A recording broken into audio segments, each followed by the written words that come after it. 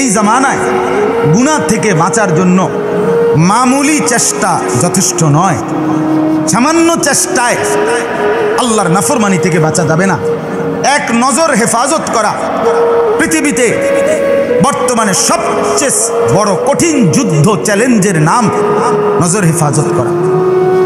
রাস্তায় নামলে ডানে বামে সামনে পিছনে এত বেশি পরিমাণ মহিলা, এত বেশি পরিমাণ বেপরদিগি, বেহায়াপনা, অসভ্যতা, যে এই অবস্থায় নজর নামানো কতটা কঠিন আপনি চিন্তা করেন। এর জন্য কি পরিমাণ পাহাড় পরিমাণ ঈমান, পাহাড় পরিমাণ আখিরাতের ভয় যদি কলিজার মধ্যে না থাকে সম্ভব না, সম্ভব না। সামান্য চেষ্টায় হবে না।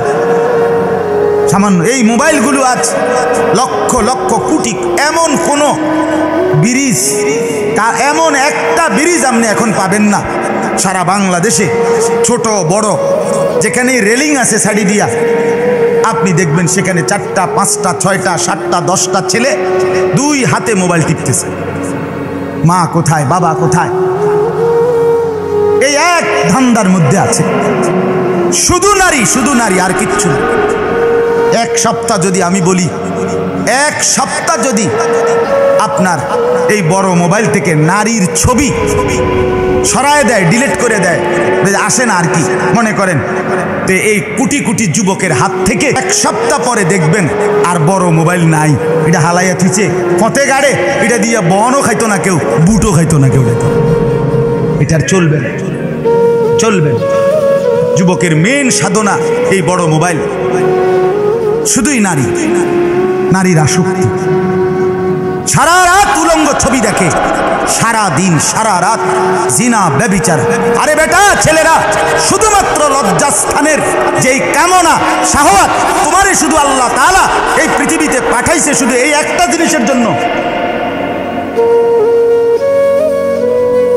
রাস্তার কুকুর, রাস্তার কুকুর বিড়াল তো বেটা এত বেশি সময় নারীর সাথে, কুকুরের মধ্যে যেটা নারী, এটার সহচর্যে এতটা সময় কাটায় না।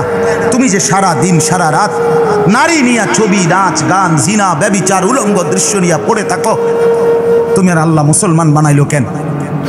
তোমারে আল্লাহ ঈমান দিল কেন বাপ? তোমারে ঈমানদারের ঘরে জন্ম দিছে, তোমার মা মুসলমান, বাবা মুসলমান, তোমার বংশ মুসলমান, এই সব কিছুকে এভাবে ছেড়ে দিল। আল্লাহ আমাদেরকে বুঝ দান করেন।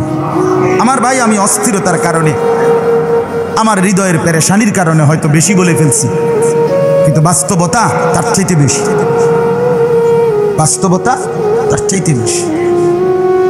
এই মুরব্বীদেরকেও বলি, আপনাদের ছেলে পেলেদের গুনাহ কি পরিমাণ আপনারা জানেনও না, আপনারা জানেনও না, জানেনও। প্রথম যখন আমারে বলছে হুজুর বিদেশ থেকে কথা কইলে মানুষের ছবি দেখা যায় ডাইরেক্ট, যে আমি এটা বুঝ দিয়ে লাগছে এক সপ্তাহ কথা, এটা আমার যে আপনি কি বলতেছেন, কয় যে কথা কয় এটা পুরো ছবি দেখা যায়। আমি দূর বেড়া, এটা বুঝি কথা বুঝি, হ্যাঁ। এরপর আমার আইনা দেখাইছে আর তো আমি বিশ্বাস করছি, হ ঠিকই তো।